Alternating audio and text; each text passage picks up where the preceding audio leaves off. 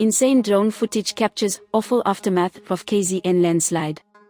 Scarcely believable drone footage taken from North Durban shows the devastating impact left behind by a recent landslide in Umdloti.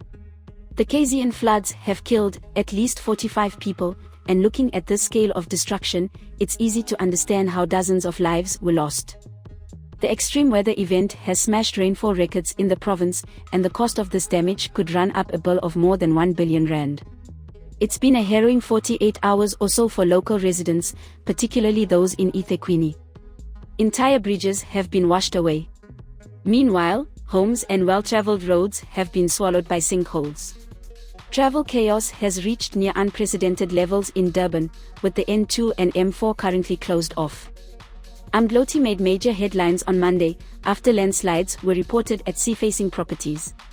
Torrents of muddy water gushed through private properties, forcing residents to evacuate. As the foundations gave way, entire apartment buildings collapsed into newly created gaping chasms. The SA Weather Service, SAWS, issued a statement on Tuesday, confirming that a level 9 weather warning had been implemented for eThekwini and Ugu for the remainder of the day.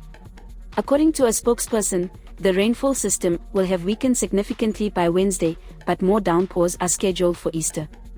This is Leah for the South African.